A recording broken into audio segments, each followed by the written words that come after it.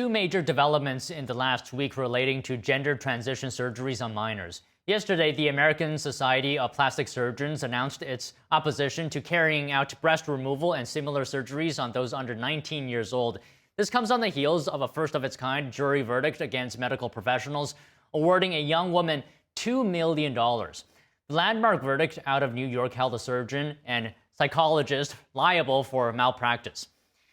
The pair had facilitated the double mastectomy for then 16-year-old Fox Varian, a young woman with gender dysphoria. To discuss the significance of these developments, we're bringing in our panel today.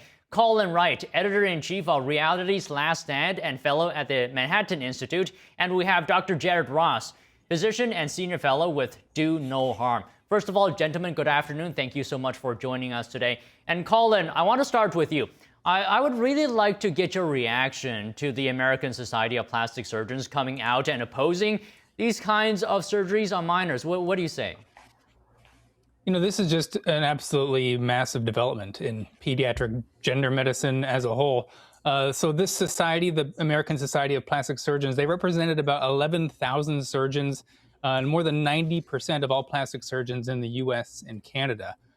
So they issued this formal statement that there is insufficient evidence, they think, to justify these so-called gender-affirming surgeries for people under 19.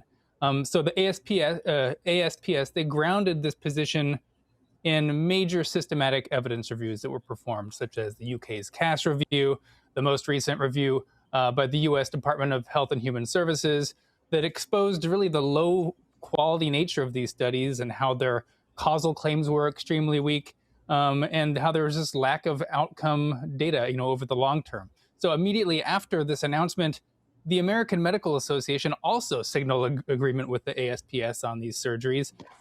So it's important to highlight, as you mentioned too, that this came all after this $2 million settlement of medical malpractice for a detransitioner.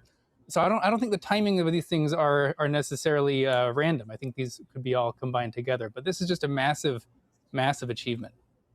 So, Jared, let me go to you now. As a doctor who's been fighting against what has, up to until very recently, been the so-called standard of care for minors with gender dysphoria, what was your reaction to this news?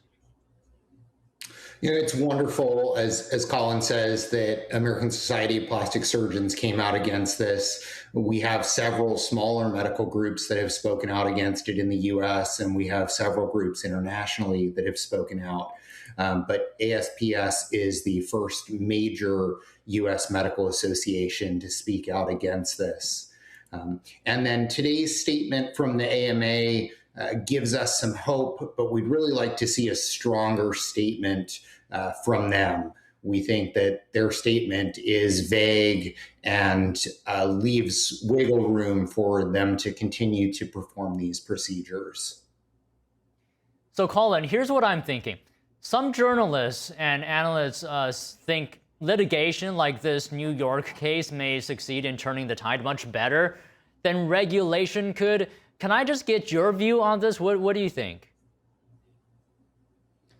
I always thought this is going to have to end in the courts. We've had the evidence in the systematic reviews that have been done, not just in the US, but in many countries in Europe, that have really just exposed and laid bare the fact that there's no good evidence for these. So we've won the evidentiary argument for many years now, actually.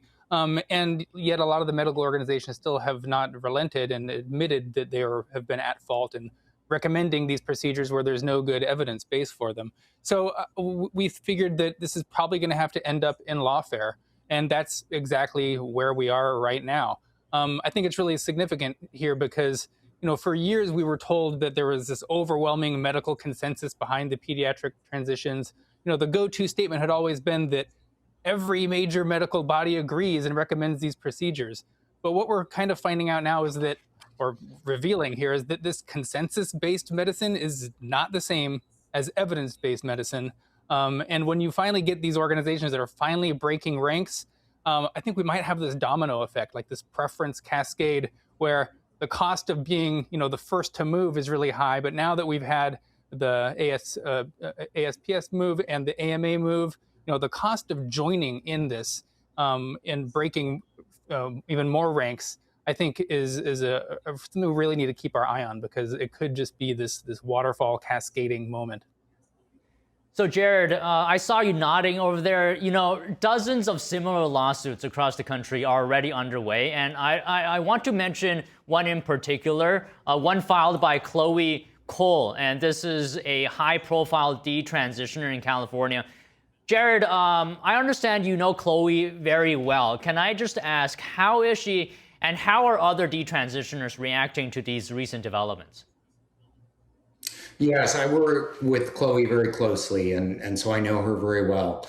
You know, Chloe's amazingly brave, and she's been able to translate this serious psychological and physical harm that's been done to her into massive forward progress to save children from future children from suffering from the same fate that she did. So yes, she has a very big public profile, and I think we're seeing more of these. And dozens is an understatement. I mean, there are really suits all over the country here, and this is going to become a major issue for physicians and for medical malpractice carriers as well. Moving forward. And I hope that that's just one more nail in the coffin that can help stop these procedures from being done. So, Colin, I want you to really hammer home the importance of this. To appreciate, you know, the significance of all this, I think we should go back in time and discuss how things have been in the medical and academic spheres for the last several years. Can you tell us about that? Well, for the last several years, there's been basically this blackout. People have been put on the blacklist from publishing responses to major articles that are claiming all the benefits of gender-affirming care. It's only been really just in the last few years where journals have started opening up to publishing dissenting opinions, because this is really had to take place over in Europe first, where the evidence reviews were taking place and they had to change their policies, and then increasingly, the U.S. has become this international outlier. So they could no longer refer to this sort of world consensus. It had to just be, okay, well, now it's just a consensus of U.S. medical bodies. And now, zero is like a very interesting number, because when no medical bodies are breaking ranks and all suggesting that this is evidence-based, that's a very powerful statement you can make, that, all major medical bodies agree.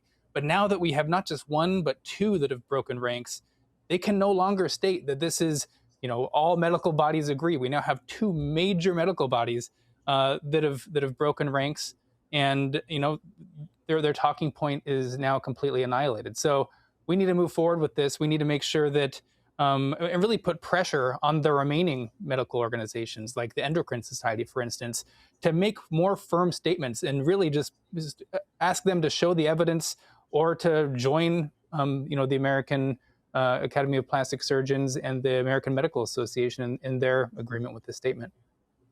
Okay, Jared, what do you think? Yeah, I agree with Colin. I think we need to really see this suicide myth go away. And I think that's something that we saw with Fox Varian, that not only was she suffering with mental health issues, but that her mom was repeatedly told that if her mom didn't want to go along with this mastectomy, but her mom was told that if she didn't, she would have a dead daughter. And this is this common myth that we hear: would you rather have a living son or a dead daughter? And this suicide myth has been disproven. We've seen evidence out of Sweden. We've seen evidence out of the UK, out of the Tavistock Clinic. So the evidence is on our side, as Colin said. This has clearly been disproven, and this is a major legal win, and also a major win in the policy front, with two major medical organizations coming out against this. And I hope to see more of that. So, Colin, Elon Musk, who has a child who identifies as a transgender, says the tide here is finally turning. Can I just ask you, is it turning, or is there a still long way to go? There is such a long way to go. I mean, so this lawsuit with the detransitioner, this didn't result in an admission that, quote unquote, gender affirming care has no good evidence behind it. It was awarded because the clinicians who provided these types of surgeries, they broke from what is considered the standard of care in gender medicine. But that standard of care itself is actually not evidence-based. So we're going to get these organizations that are going to claim, okay, this was one example of one rogue doctor that sort of didn't align with our standards of care. And if they had, then everything would have been great. But that's really not the case. There's no good evidence for the normal standard of care of the gender affirming pathway. So it's a win. Okay, I'm not going to try to deny that this is a win, but we really need to go after the standards of care itself because it is just on a foundation of sand. So it's a good win. We need to put on the pressure big time right now because they're on their heels, and we need to make sure that they just they need to put up or shut up. Where's the evidence? And we also need to make sure that we go after the other types of gender affirming care they go after. This was just a statement about the surgeries, but there's just equally no good evidence for the hormones, for the puberty blockers, et cetera. So it's far from over. We need to keep at it in the journals to give judges and lawyers things that they can cite so we can actually put the final nail in this coffin. Okay, Jared, I just want to get your final thoughts on if the tide is turning. Yeah, I echo Colin's thoughts. This is a major win and a great start in the right direction, but we have a long fight ahead of us. And I think, square in the middle of that fight is WPATH, or the so-called World Professional Association for Transgender Health, who sets these so-called standards of care, which are not evidence-based. We've seen their behind-the-scenes files, thanks to Michael Schellenberger's organization, and we know what they're spewing, that this is financially and ideologically motivated, and we need to get them to change their ways. And really what we need to see is all of these major medical organizations that have signed on to their so-called standards of care to sign off of that if they are not endorsed as setting this so-called standard, which Colin mentioned has no basis in evidence. We have great evidence from the UK's CAS review and from the HHS review here in the US. If we can get them to so-called deplatform WPATH, that will make a big difference here. Okay, Jared, Colin, I just want to thank you guys for your contributions. This win couldn't have happened without you guys. Thank you so much for speaking with us today.